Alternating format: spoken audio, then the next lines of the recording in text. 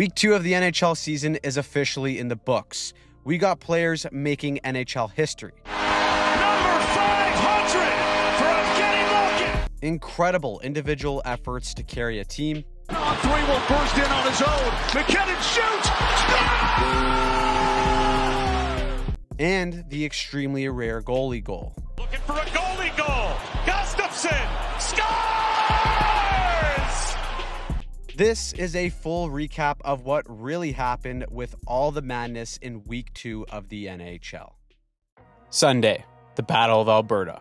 Sunday had a few games on, but most eyes were squarely on the Battle of Alberta between the Oilers and the Flames. The Oilers are off to a little bit of a slow start to their season, but there's no need to panic because noted Sabres legend and avid playoff avoider Jeff Skinner got the Oilers on the board early to set the tone. Then the Worm Corey Perry looked to add onto the lead by tipping one home, but hold on.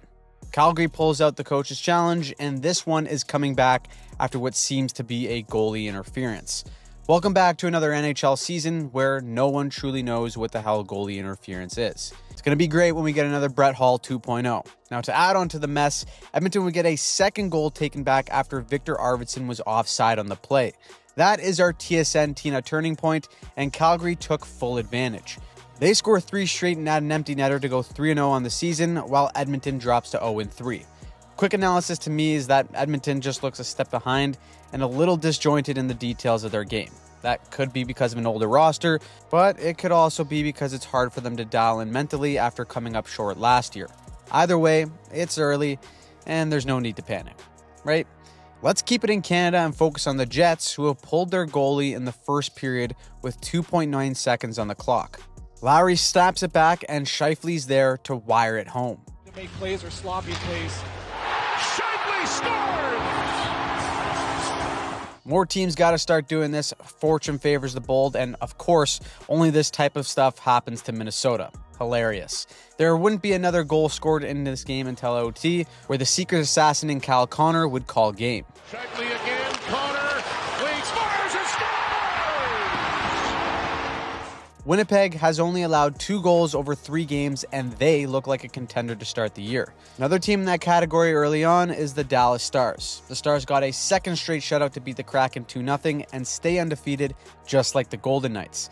Vegas catches the Ducks tired on a back-to-back and win 3-1 to also go 3-0 on the season. The West looks like they have a bunch of wagons, but we're going to see who the true Fugazis are in due time. Monday, barn burner. If you're a goalie in this Kings versus Senators game, you had a very bad day. First, the Sens had to enter the game without Linus Ullmark, who's dealing with an injury. So, Anton Forsberg is back to take his place, and he surrenders 3 goals in 9 shots. Needing a spark down 3-1, Zach McEwen thinks he's prime Ovi, and he wires one to beat Kemper clean from range. When you see a goal like that go in, strap in because you're in for an absolute barn burner. This game was basically last shot wins. These two traded goals all the way until 6-6 midway through the third, where Josh Norris would give the Sens the late lead. No one felt like defending on Canadian Thanksgiving, so Tanner Jeannot ties it up to make it a 7-7 game. Both teams got a touchdown, converted the extra point, and still haven't won the game, so we would need overtime where Norris would step up again.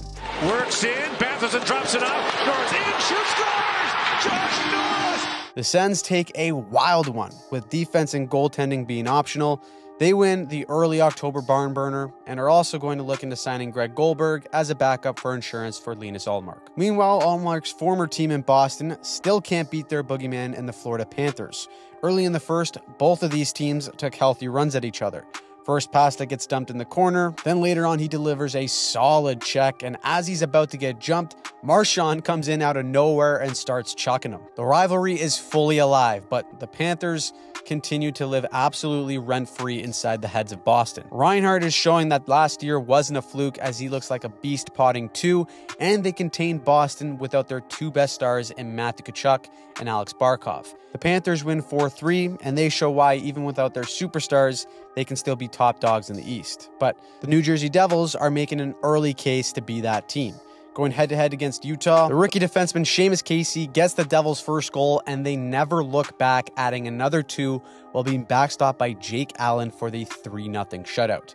Utah lose their first ever game in franchise history to the Devils, and make sure you remember that for future trivia. Speaking of unreal goaltending performances, Igor Shesterkin single-handedly beat the Red Wings by becoming an absolute wall. Igor was flashing the leather like it was going out of style in this one as he stopped 31 of 32 as he led the Rangers to a 4-1 victory. It was recently reported that Igor turned down an offer that was to be an 8-year offer at $11 million annually.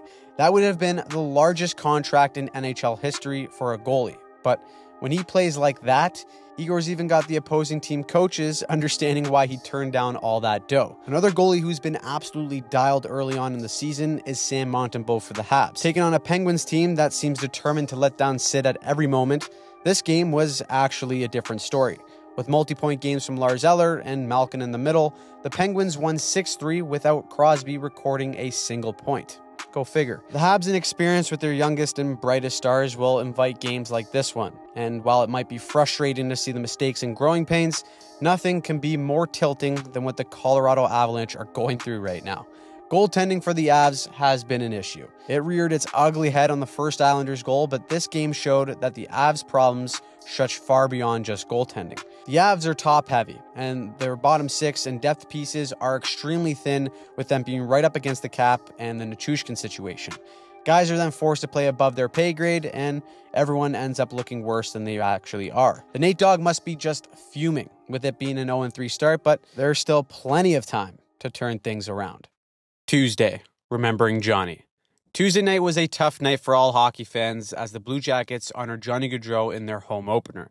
Every Panthers player walked into Nationwide Arena carrying Johnny's favorite of purple Gatorade and a pack of Skittles, and the Gaudreau family was honored before puck drop as the Blue Jackets raised a number 13 banner to honor Johnny. An emotionally overwhelming scene capped off by a beautiful gesture by both teams on the opening puck drop. The Jackets leave the left winger spot open to honor Johnny, and both teams allow 13 seconds to run off the clock. Then with the game tied at 1, Johnny's longtime teammate and best friend Sean Monahan gave us this beautiful moment. Monahan in front, stop the second try, score, he wouldn't be denied, it's Sean Monahan! When you see that, it's hard not to be romantic about hockey. Monahan points to Johnny's banner after the goal for a beautiful moment that no one will ever forget. The Panthers won this game 4-3, but this was a beautiful night for honoring the legacy of Johnny and Matthew Gaudreau.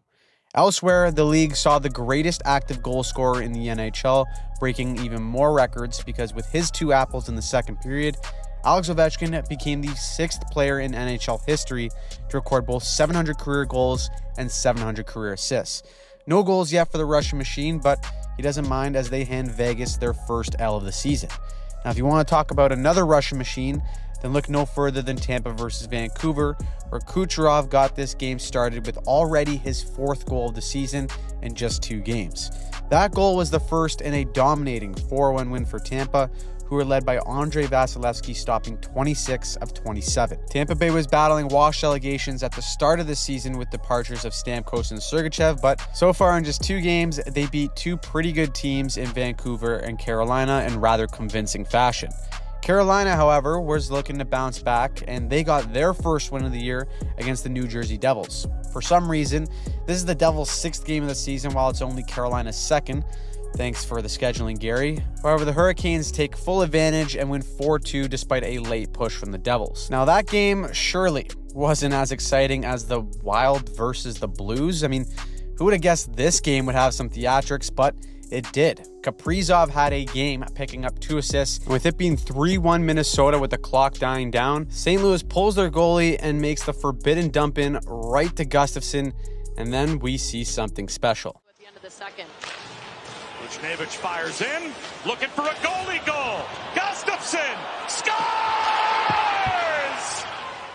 Philip Gustafsson becomes the 15th goalie in NHL history to score a goal, and that right there is our underdog play of the week. Anytime attendee slings it into the empty net, you gotta recognize the cojones. That goal means he's got more goals than Matthews, McDavid, and Ovi combined. Get this guy on PP1 and get in on Underdog's Pick'em game.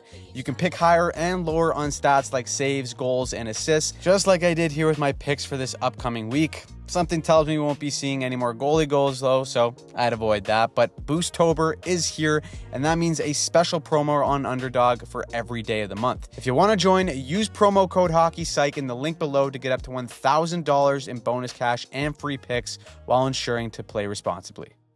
You know who's not having fun though? It's the Nashville Predators. And after being tied 3-3 going into the third, Seattle scores 4 unanswered to win 7-3. It's early, but Nashville's big tickets aren't looking too hot. Marchessault, Stamkos, and Shea have combined for just 3 points, with Stamkos having 0. Yikes. Let's go see what's happening in Calgary, where the Bedards took on the Flames. Connor Murphy gave Samuel Honzek a nice, warm welcome to the NHL with one of the cleanest reverse hits you'll ever see. But that would be the only highlight of the night for Chicago, as Calgary would take this 3-1 with 2 goals coming from Matt Coronato. Dustin Wolf also held down the fort, stopping 31 of 32, and the Flames continued to be undefeated on the season. Now, going from one basement team to another is my sweet Sharks, who took on the Stars without Macklin Celebrini. Still, the Sharks held multiple leads in this game, but Dallas is in the whole other league. Matt Duchene would score the winner in a shootout to keep Dallas in the undefeated club. Finally, up in Edmonton, the Flyers were in town, and early on, it was the Matvei Michkov show. He gets number 1 and 2 of his career to be on Hattie Watch halfway through the first period.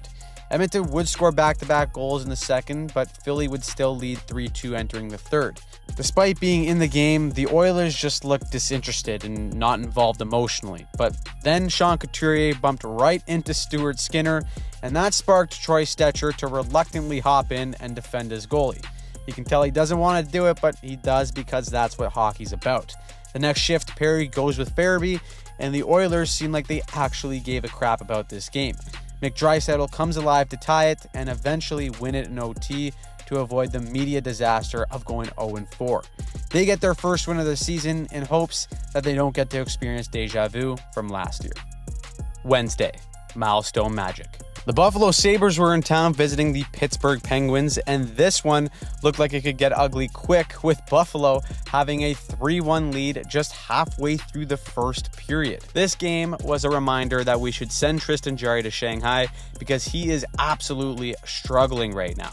He can't make a save for Pittsburgh, the fans know it, the team knows it, and right now it's tough sledding in the goalie position for the Penguins. However, the excellence of Jesse Poolparty, Malkin in the middle, and Sid, the middle-aged man, pull the Penguins right back in this game, and Sid and Malkin reach milestones on the same night, and it's only fitting that the captain would call game. Now Malkin's turn, fires across Carlson, backdoor, they score! It's Sidney Crosby, and it's an overtime winner! No matter how much this Penguins team tries to let down Malkin and Crosby, these two are still finding ways to pull this team out from the depths of hell. Malkin, at 38 years old, leads the league in scoring with 11 points in 5 games. We did a breakdown this week. You should check it out after this video. But imagine if this team had some solid goaltending. Now, a team that was coming off beating Pittsburgh were the Toronto Maple Leafs, and they picked up right where they left off against the Kings. And a dominant 6-2 win over the Kings. You'd never know because Scotiabank Arena is a morgue. Seriously, Matthews gets on the board for his first as a captain, and it's like everyone is treating it like it's a library. I guess that's what you get when you let the yacht club and the suits take over in the lower bowl and make tickets $1,000 a pop. Overall, the Leafs spanked the Kings, but the real fans are outside preparing Bay Street for a June parade. Meanwhile, over in Colorado, the Avalanche continue to crumble as they fall 0-4 with a loss to the Boston Bruins.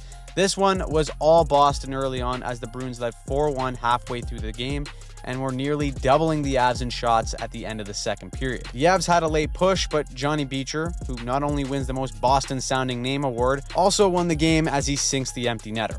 Tough play for McKinnon too, who bobbles it in the neutral zone on the empty netter, and you know he's just fuming with the way this season has started. Now, our final game of the night was between the Anaheim Ducks and the Utah Hockey Club. It looked like Utah was on their way to another dub after Captain Keller scored to give him a 4-3 lead halfway through the third, but The Ducks fly together, and Minikov gets his second of the night to force OT, where Uncle Leo Carlson would put on a show. Let's pursue the puck. Carlson with the steal. Score!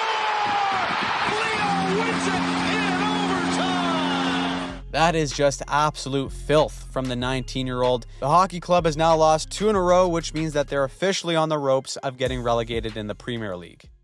Thursday, payday.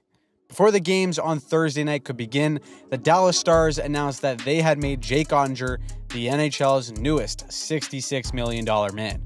He gets a shiny new deal, and he gets the night off to boot as they take on the Capitals. Unfortunately, it's another game and another night where Ovi goes scoreless, despite the Caps winning 3-2. There's been a lot of turnover in Washington this season that could make them a sleeper to be a competitive team in the East, but only time will tell. Now up next is the famous toilet bowl showdown from the 2023-24 season in the Blackhawks versus the Sharks. Celebrini is still out, so we miss out on the battle of #1 picks, but we got to see Bedard cook on his own. 2 assists on the night, including this beautiful no-look pass cross seam on the power play to set up the tic-tac-toe goal. Hawks win 4-2 to go .500 on the season, while the Sharks still stay winless.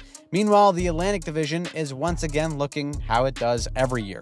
The Bermuda Triangle of Misery, that includes Ottawa, Buffalo, and Detroit, all continue to let their fans down. The Sens unfortunately ran into Wayne Gretzky's long-lost son in Paul Cotter as he scores again in this one in a 3-1 win for the Devils. The Red Wings are also boycotting Panera Bread as Artemi Panarin got a hattie and 4 points in this game that was pretty much domination from the Rangers' top dogs.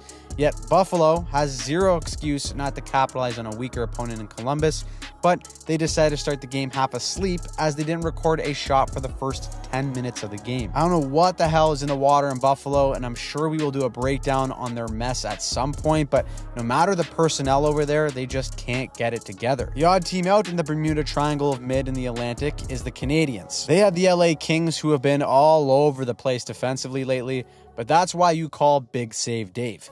Need a goalie to play unreal out of nowhere in a completely irrelevant game? You better call Big Save Dave Riddick. He stops 26 of 27 and the Kings win 4-1.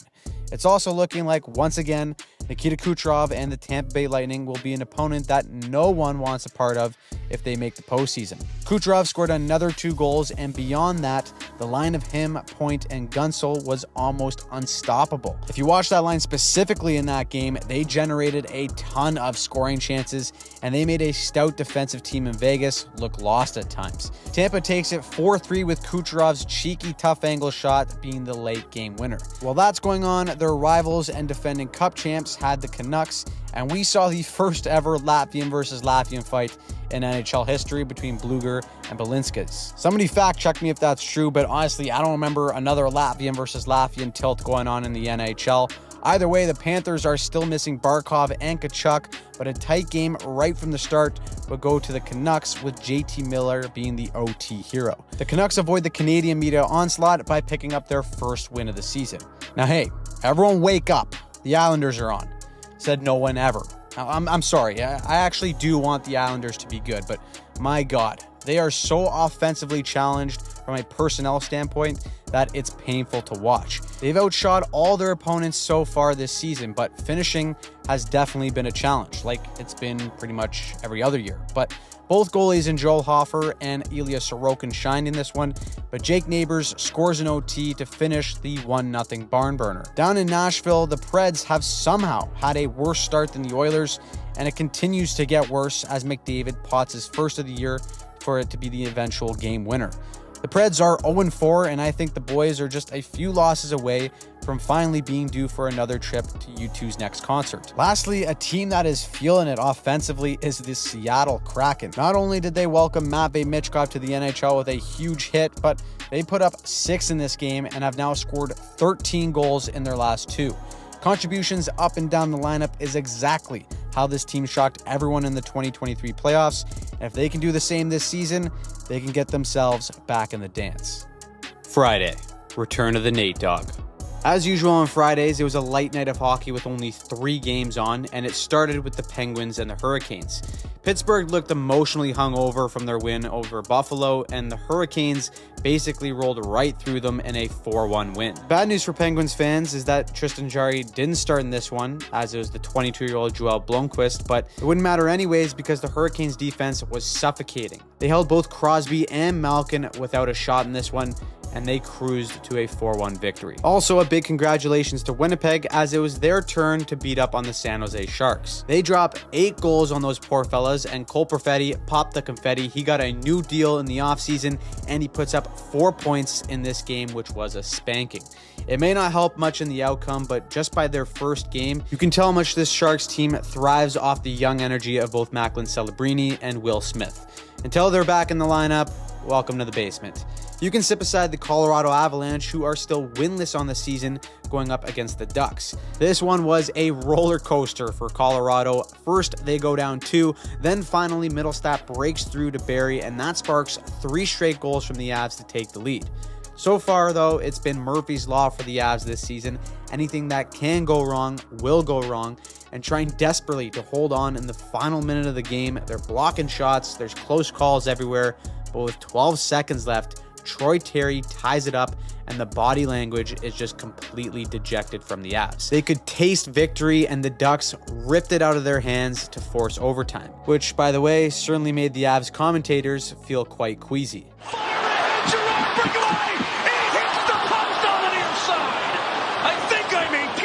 Avs fans certainly share that sentiment, but like I said earlier, the dog must have been fuming. He comes in OT and says, "Screw it, I'll do it myself." 1-on-3 will burst in on his own. McKinnon shoots. The Nate dog, Nathan McKinnon, has arrived, ladies and gentlemen. Avs finally break through and get their first win of the season to close out Friday night. Saturday, hockey night. Kicking off a busy Saturday night was a duel in the Atlantic between the Tampa Bay Lightning and the Ottawa Senators. Nikita Kucherov looks like a man possessed to start the year as he pots his 7th goal of the season already. However, the Sens were able to work some of their magic in this one and hand the Lightning their first L of the season. Heading over to Nashville, where the Predators are still looking for their first win of the season, and they actually got off to a good start with an opening goal from Luke Schenn on the night that they honor his 1,000th game. Still, the Preds are absolutely in one this season, as a goal from Colton Sissons was called back, and Detroit would jump all over their opportunity. Despite Stamkos getting his first as a Pred, the Red Wings beat the Preds for the 2nd time this season, meaning that Nashville is still the only remaining team in the NHL with 0 points. That means it's probably time to start firing up those U2 tickets. Now, it's probably deja vu for Edmonton, as the Oilers lose to the Stars 4-1 and drop to 2-4 to start the season. Edmonton is having the same issues that plagued them at the start of last season, and in particular, they just need to get some saves. Calvin Pickard is currently the Oilers' best goalie statistically. He's rocking an .852 save percentage. Over in Florida, we had a potential game of the night with a 2023 Cup Finals rematch between the Panthers and the Golden Knights. Somehow, still without Tkachuk and Barkov, the Panthers outshot the Golden Knights 49-26 and 21-6 in the third. Vegas hung around for OT, but Gustav Forsling is the chosen one, and he calls game. Let's look at our live OV tracker, and yes, there it is. He finally gets number 1 on the season. Not exactly how he usually does it, but it's actually been Tom Wilson who looks like Ovi lately. He's got 5 goals on the season, and the latest comes as the OT winner in a 6-5 gunslinging matchup against New Jersey. In Leafland, they were hosting the Rangers, and this game opened up with Alexis Lafreniere continuing to give the finger to everyone that was calling him a bust at the start of his career. He looks solid, and the Rangers look even better, especially Igor Shesterkin. He's playing like a man that wants to get absolutely paid this offseason, and he wants the Rangers to show him the money because he looked great stopping the Leafs' best stars, all while leading the Rangers in a 4-1 win. Of course, as always in Toronto, there are whispers of the parade being canceled as they finally lose to an actual contender. Meanwhile, the Islanders got another crack at scoring more than 0 goals against Montreal, and they didn't disappoint, actually. They entered this one averaging 33 shots per game, which is ranked 3rd in the NHL, but their average of 2.5 goals per game was 27th in the league. Cole Caulfield, however, is a man who doesn't have trouble scoring goals, as he scores twice in this one, and tied at threes, we'd get one of those rare shootouts where absolutely no one felt like scoring. After 9 rounds, Noah Dobson gets the dagger as the Islanders take it 4-3 over the Habs. Down in Philly, the Flyers would host the Canucks, but this game would be all Vancouver, as the Canucks would score 3 goals in the first half of the game thanks to Niels Höglander, Brock Besser, and Kiefer Sherwood. Anytime you got big old Tyler Myers looking like Sid the Kid, putting it between his legs passing over to Besser, that win is pretty much guaranteed. Kevin Lankinen also stopped 26 shots in this one to make the Canucks goaltending respectable until Thatcher Demko returns. There's some instability in that position over there, but Lankinen could be a solution. Meanwhile, the Central Division teams are absolutely cooking, with both the Wild and the Blues taking both of their games thanks to their attendees. Joel Hofer and Philip Gustafsson have been lights out early, and it's allowing both teams to pick up some crucial points in the season. Of course, we would need a quick little brawl after the buzzer in St. Louis, just so everyone can formally say goodbye to each other. How nice. Another team that should probably already be desperate for points is the Sabres. They get the Chicago Bedards in another matchup that they should win if they're a playoff team. In this game, it was JJ Peterka who went off for the Sabres, scoring twice, and then we get the stuff we love. Kurashev gets rocked by a nice clean hit, and then chaos breaks out between both teams. Bertuzzi didn't like that, and you see the result of that hit at center ice. Bedard goes pointless, and the Sabres get a must-have 2 points against a team that they should be better than. Unfortunately for Flames fans, they get a taste of reality after surprisingly starting the season off 4-0. They get a Seattle team who looks like a sneaky little sleeper early in the season.